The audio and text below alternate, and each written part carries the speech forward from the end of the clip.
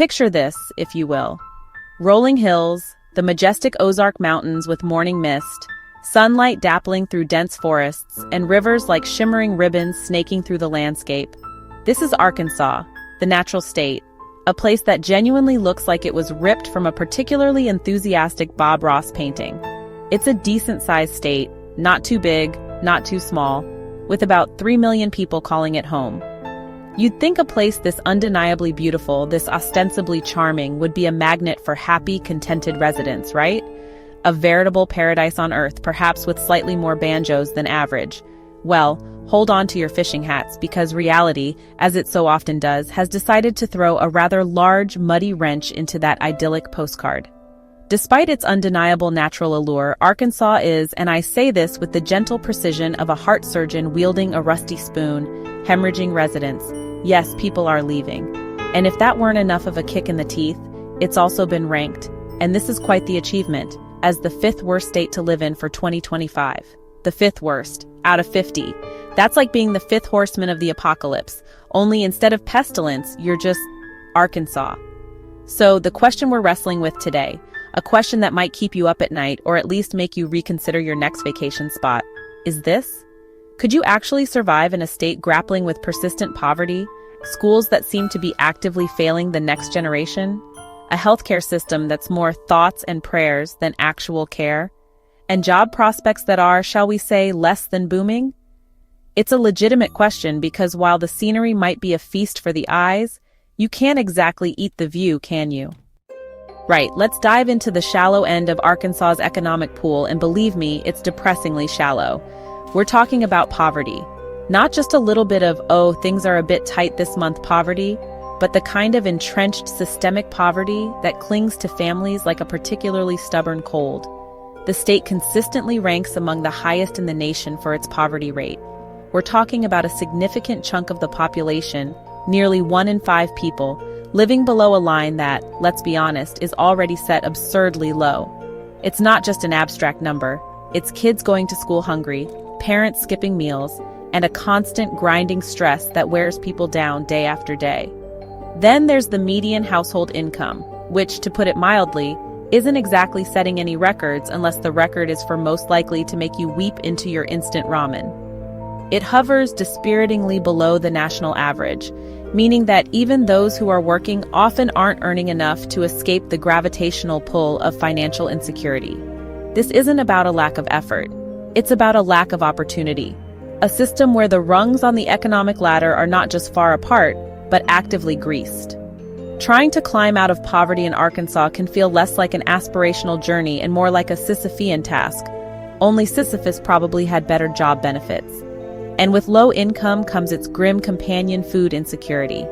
Yes, in a state that calls itself the natural state, a startling number of people don't know where their next meal is coming from. Food banks are stretched thin, and families are forced to make impossible choices between paying for groceries or keeping the lights on. It's a cruel irony, isn't it? Surrounded by natural abundance, yet struggling to put food on the table. This isn't just a statistic, it's a daily, gnawing reality for far too many Arkansans, a constant reminder of their precarious position in a state that seems to offer them so little in terms of basic sustenance. The concept of upward mobility, that cornerstone of the American dream where hard work leads to a better life, well, in Arkansas, it often feels like a cruel joke. The pathways to prosperity are few and far between, and often blocked by systemic barriers. Generations can find themselves trapped in a cycle of hardship, where the lack of quality education, limited job opportunities, and poor health outcomes create a feedback loop that's incredibly difficult to break. It's not just about individual failings. It's about a societal structure that seems designed to keep people down, rather than lift them up. Ultimately, this pervasive poverty doesn't just affect individuals. It cripples communities and strangles the state's potential. It means a less healthy, less educated, and less productive populace. It means dreams deferred and potential unfulfilled. And it means that for many, the idea of surviving in Arkansas isn't about thriving. It's about barely scraping by, hoping that tomorrow might, just might, be a little less brutal than today. It's a heavy burden for a state with such beautiful landscapes to bear. a stark contrast between the promise of nature and the harsh reality of its human condition. Alright, so you've managed to navigate the economic minefield, congratulations. But don't get too comfortable because next up on our Why Arkansas Might Be Trying to Kill You tour is crime. And we're not talking about the occasional stolen garden gnome here.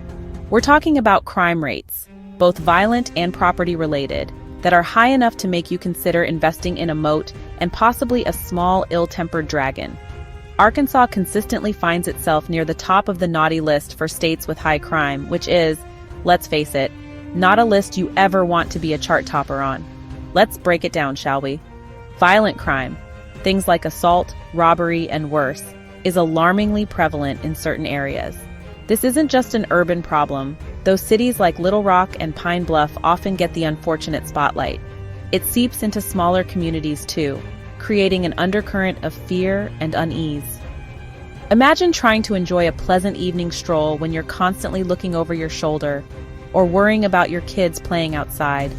It fundamentally changes the way people live, eroding that sense of safety and community that everyone deserves. Then there's property crime. Burglaries, car thefts, larceny. It's the kind of stuff that makes you triple-check your locks and eye your neighbors with suspicion. While perhaps not as immediately terrifying as violent crime, it's a constant drain, both financially and emotionally. The frustration of having your hard-earned possessions stolen, the violation of your personal space, it all adds up. And when these incidents are frequent, it contributes to a feeling that things are out of control, that the social fabric is fraying at the edges. Compounding this already cheery picture is the issue of police shortages. Yes, in a state with a significant crime problem, there often aren't enough officers to go around. This can mean slower response times, less proactive policing, and a feeling among residents that they're on their own. It's a vicious cycle.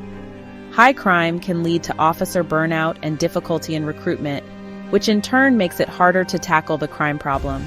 It's like trying to put out a house fire with a leaky teacup while the arsonist is still actively squirting lighter fluid everywhere. The overall impact of this high crime environment is, predictably, not great. It affects property values, it deters businesses from investing, and crucially, it drives people away. Families, in particular, will look at these statistics and understandably think, you know what? Maybe a state where my car has a slightly lower chance of being hot-wired is a better bet for raising Timmy and Susie.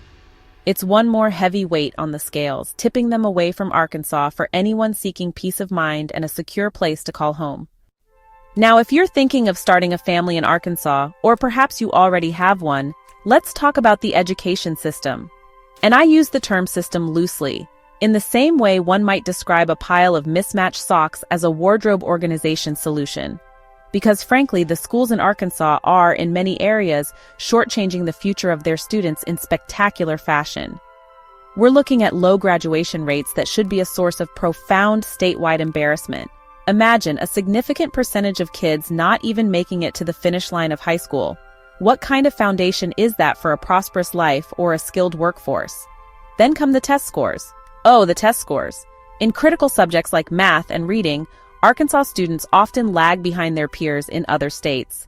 These aren't just numbers on a spreadsheet. They represent a fundamental failure to equip children with the basic skills they need to succeed, whether they aim for college, vocational training, or directly entering the job market. It's like sending young explorers into a dense jungle with a compass that only points south and a map drawn by a particularly confused squirrel. Good luck navigating the complexities of the modern world with that toolkit. A huge part of this problem, as you might have guessed, is funding, or rather the chronic underfunding of schools, particularly in poorer districts.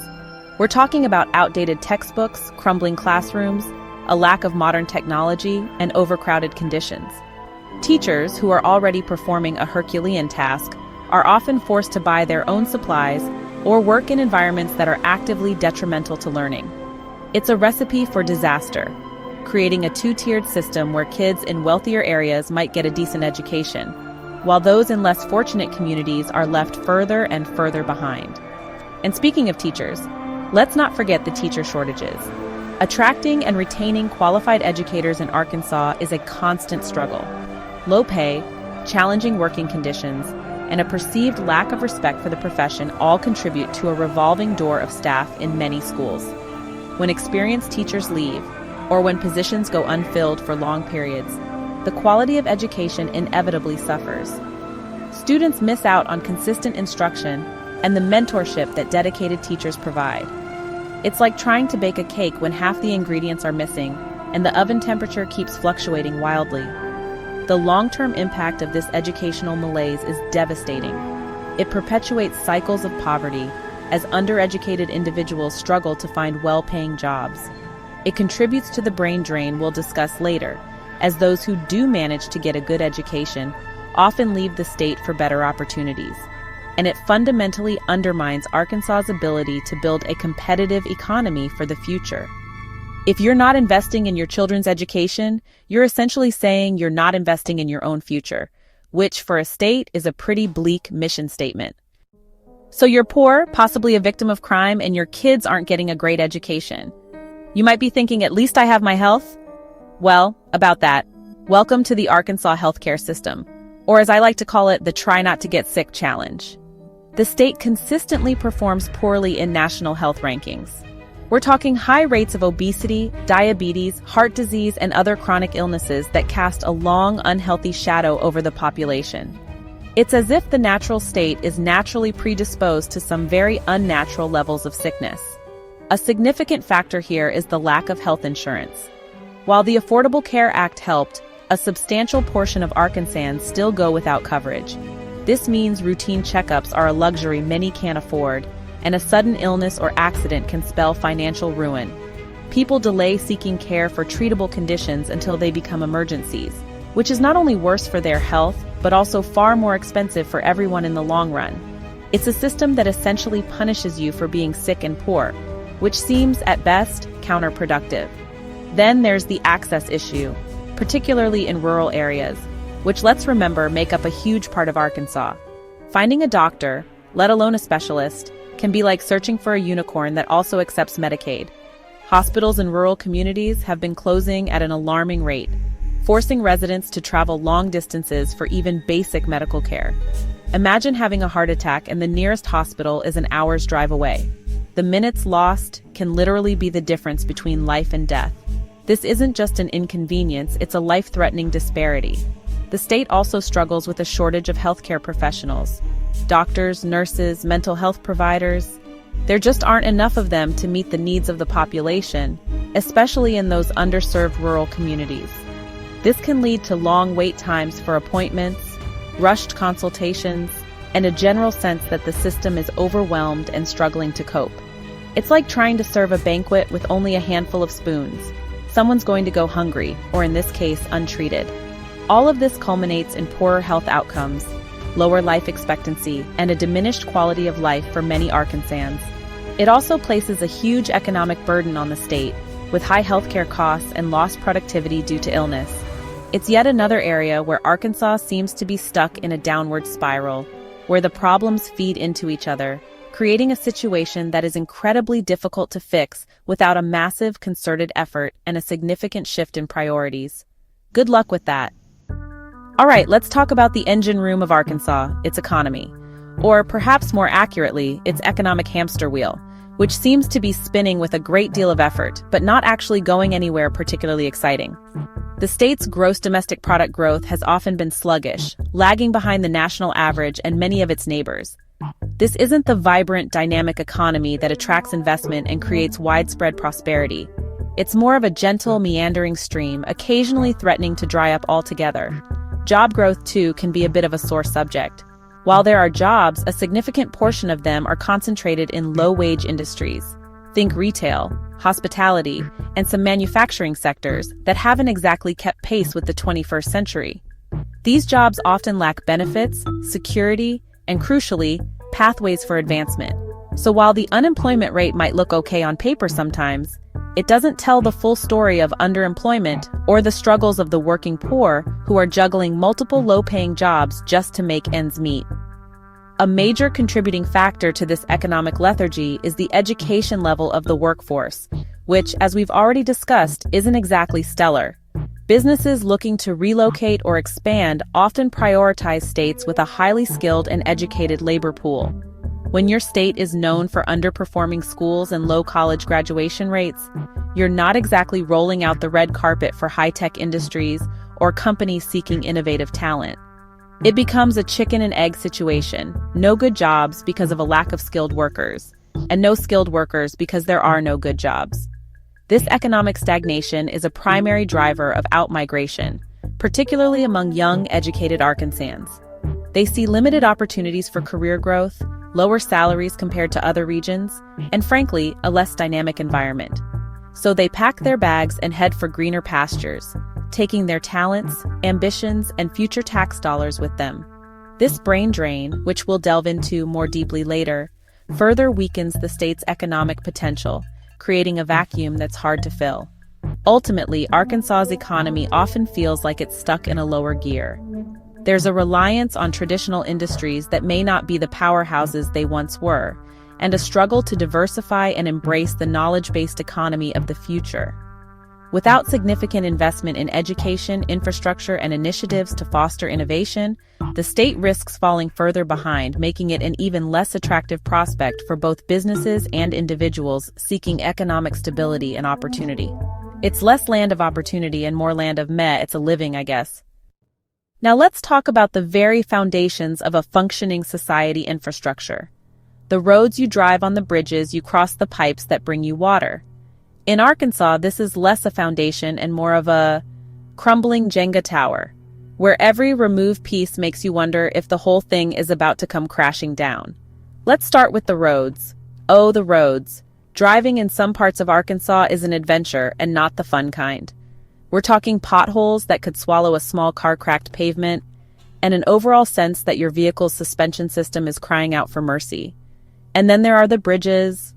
Arkansas has a significant number of bridges that are rated as structurally deficient. Structurally deficient.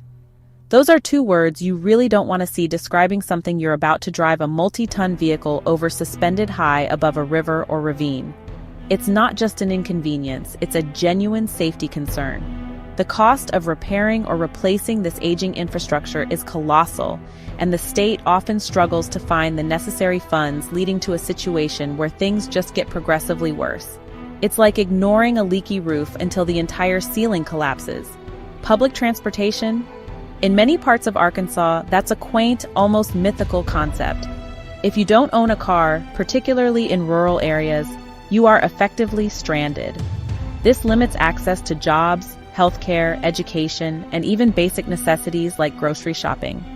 It disproportionately affects the poor, the elderly, and people with disabilities, further isolating them and hindering their ability to participate fully in society.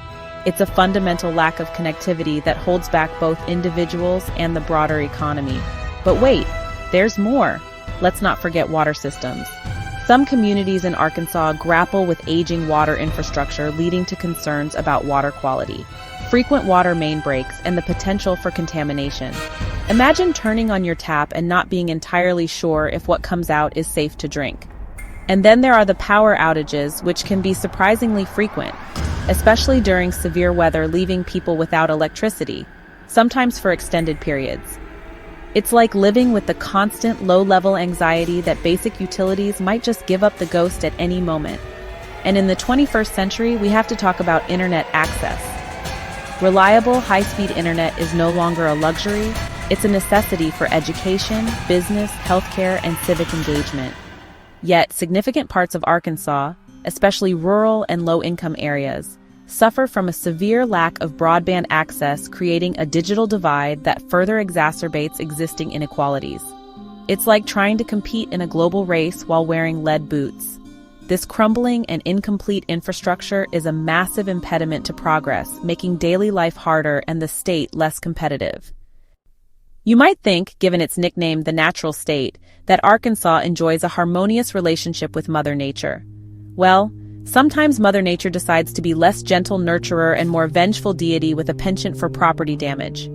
Arkansas is no stranger to natural disasters, and they seem to hit with alarming frequency and ferocity, adding another layer of precariousness to life there. First up on the disaster bingo card: tornadoes. The state is located in a region susceptible to these violent storms, and when they touch down, they can cause widespread devastation, leveling homes and businesses in minutes. Then, there are the floods. With major rivers like the Arkansas and Mississippi, along with numerous smaller tributaries, flooding is a persistent threat, especially during periods of heavy rainfall. Farmland gets inundated, homes are damaged, roads become impassable, and communities can be cut off for days or weeks.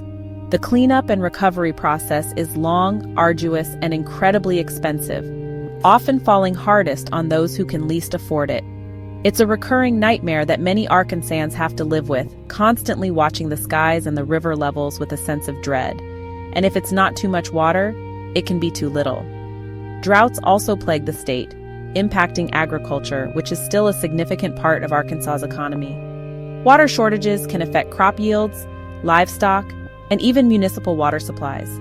It's a cruel irony to swing from devastating floods to parching droughts, but that's the kind of meteorological whiplash Arkansas can experience.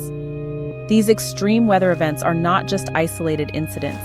They are part of a pattern that seems to be intensifying, possibly exacerbated by climate change, though good luck getting some state politicians to admit that. One of the lovely side effects of all these natural disasters is the rising cost of insurance, if you can even get it. Homeowners and business insurance premiums have been skyrocketing in disaster-prone areas, putting further financial strain on already struggling residents. And in some cases, insurance companies, tired of paying out massive claims, are simply pulling out of the state altogether, leaving property owners high and dry, or perhaps more accurately, high and uninsured, which is a terrifying prospect when you live in Tornado Alley or a floodplain. So, while the natural beauty of Arkansas is undeniable, it comes with a very real and often very destructive flip side. The constant threat of tornadoes, floods, and other severe weather events adds a significant layer of stress and financial risk to living in the state. It's one thing to appreciate a dramatic thunderstorm from a safe distance. It's quite another to live in fear that the next storm could take everything you own. It makes the natural state sound less like an idol and more like a dare. As if poverty, crime, and failing infrastructure weren't enough to contend with, Arkansas is also grappling with a serious drug crisis that casts a dark shadow over many of its communities. We're talking primarily about the scourge of methamphetamine and the ongoing opioid epidemic, two particularly nasty blights that have devastating consequences. The prevalence of these substances is alarmingly high, tearing apart families, overwhelming healthcare services, and fueling a whole host of associated social problems.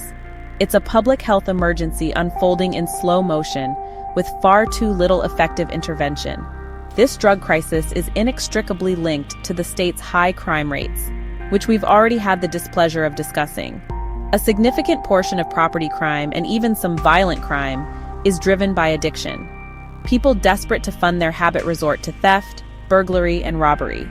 Drug trafficking and associated gang activity also contribute to violence and instability in communities. It creates a vicious cycle. Addiction leads to crime, which leads to incarceration, which often does little to address the underlying addiction, leading to reoffense upon release. Law enforcement agencies, already stretched thin due to understaffing and budget constraints, find themselves increasingly burdened by drug-related offenses. Responding to overdoses, investigating drug trafficking rings, and dealing with the fallout of addiction takes up an enormous amount of police time and resources. This can mean that other types of crime receive less attention, and community policing initiatives suffer. It's like trying to bail out a sinking boat with a thimble while new holes are constantly appearing in the hull. The impact on communities is profound and heartbreaking. We see families destroyed, children growing up in homes ravaged by addiction, and an increase in the number of children entering the foster care system. Healthcare facilities, particularly emergency rooms, are often the first point of contact for overdose victims, placing additional strain on already burdened medical staff. And then there's the human cost, the lives lost to overdose, the potential squandered, and the pervasive sense of hopelessness that can settle over communities where addiction is rampant. Addressing this crisis requires a multifaceted approach: better access to addiction treatment and mental health services, preventative education, and smart law enforcement strategies that target traffickers while offering pathways to recovery for users. Unfortunately, these comprehensive solutions require significant investment and political will, both of which can be in short supply.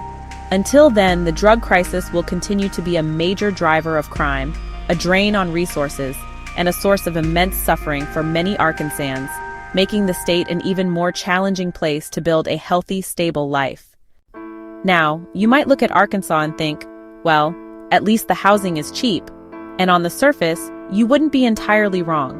Compared to many other parts of the country, the median home prices in Arkansas can seem refreshingly affordable. You might even be able to get a decent-sized house for what would barely buy you a broom closet in a major coastal city. This affordability is often touted as one of the state's few selling points, a beacon of hope for those priced out of other markets. However, cheap doesn't always mean good value, and it certainly doesn't always mean safe or problem-free. Despite the relatively low prices, Arkansas has a surprisingly low homeownership rate compared to the national average. This suggests that even at lower price points, many Arkansans struggle to cobble together a down payment or qualify for a mortgage, likely due to those low median incomes and economic precarity we've already covered. So, the dream of homeownership remains out of reach for a significant portion of the population. For those who rent, the situation isn't necessarily much better. While average rents might be lower than in, say, New York or San Francisco, shocking, I know, a high percentage of renters in Arkansas are considered rent-burdened, meaning they spend more than 30% of their income on housing. When wages are low, even a cheap apartment can consume a disproportionate chunk of your paycheck, leaving little for other necessities, let alone savings. This makes renters particularly vulnerable to eviction if they face any unexpected financial setbacks. Then there's the quality of the housing stock itself.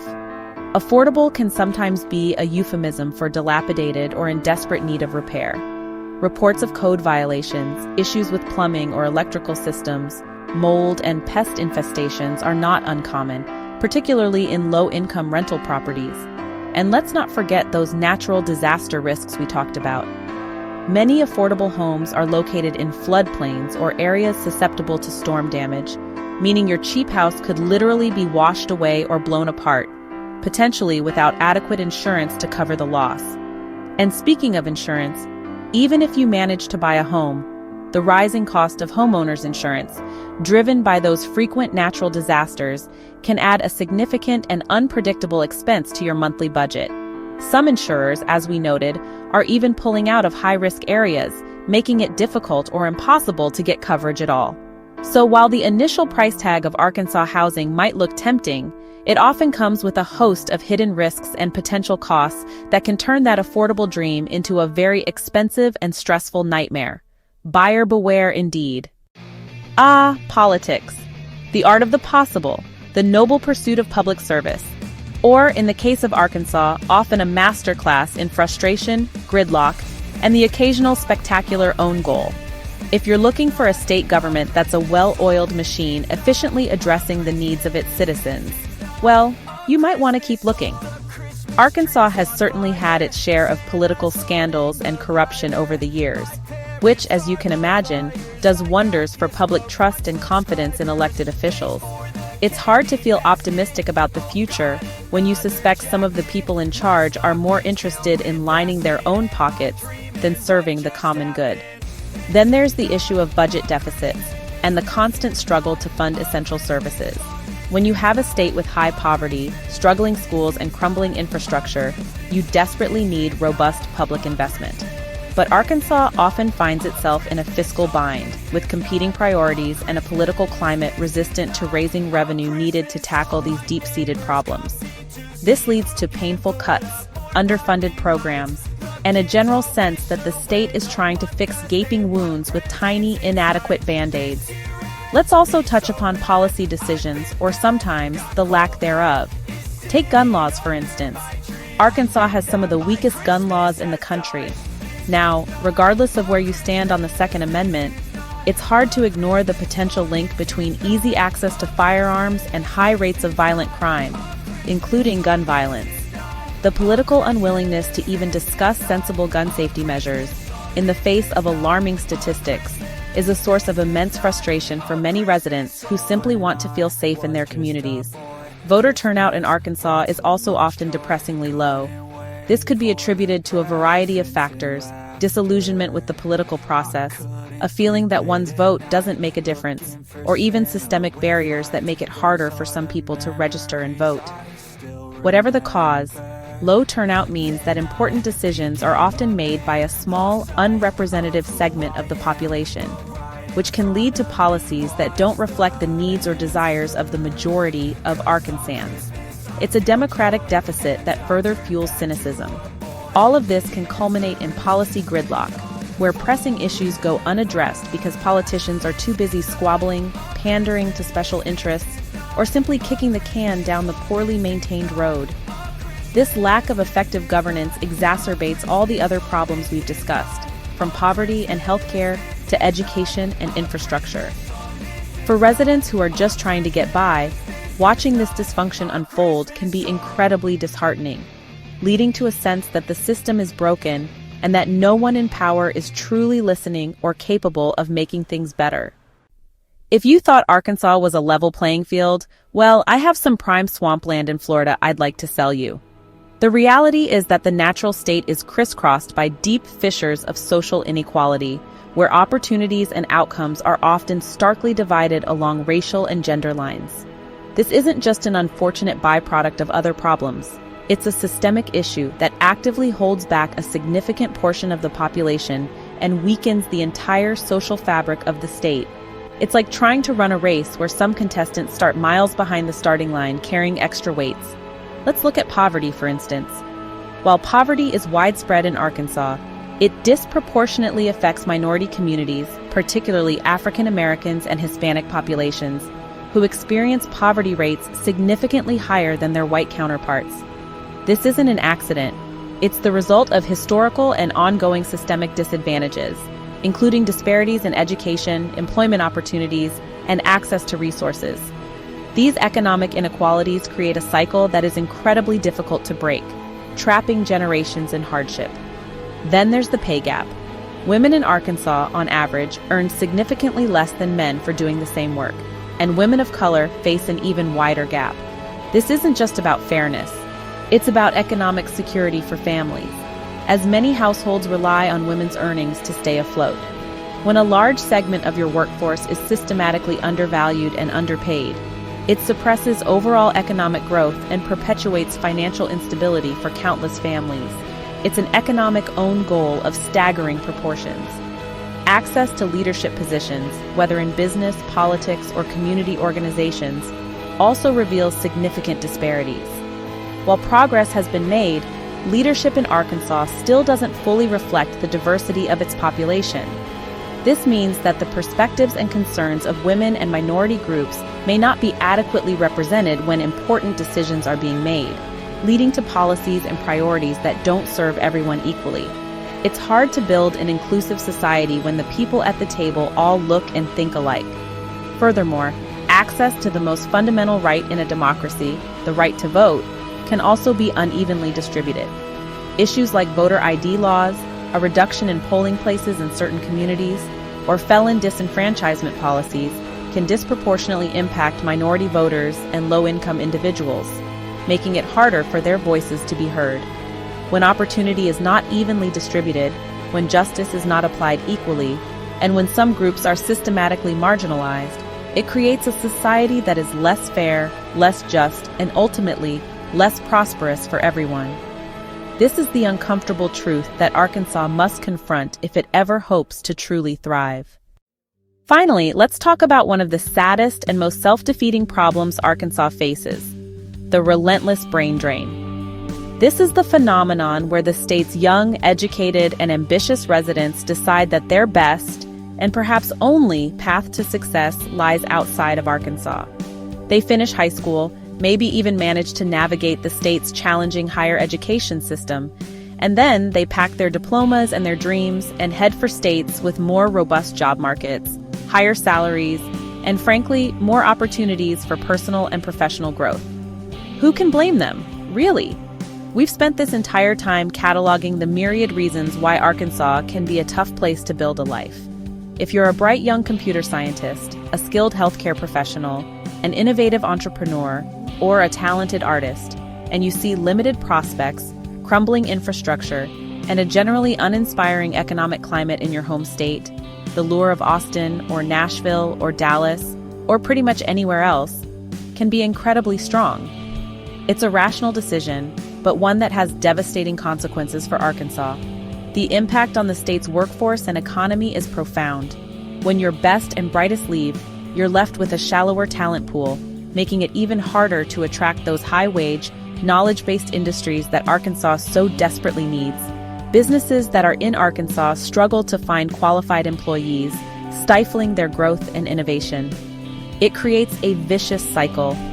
Lack of opportunity drives talent away, and the departure of talent further diminishes opportunity.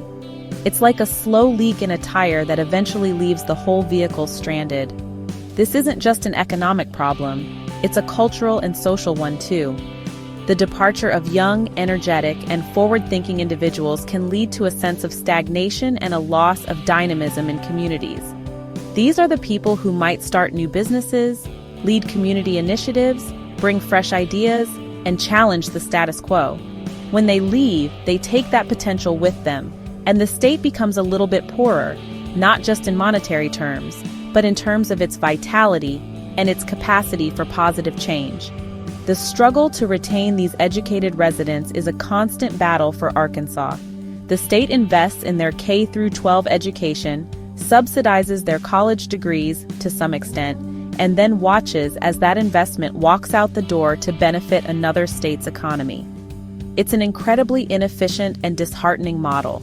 Unless Arkansas can find a way to create a more attractive environment with better jobs, better pay, better schools, better healthcare, and a generally more hopeful outlook, this brain drain will continue, slowly but surely sapping the state of its most valuable resource, its future.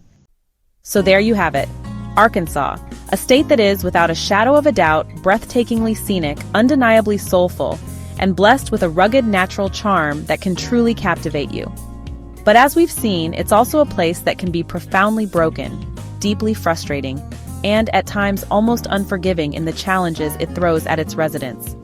It's a land of stark contrasts, where majestic mountains overlook communities struggling with poverty, and where the warmth of the people can be overshadowed by systemic problems that seem almost insurmountable.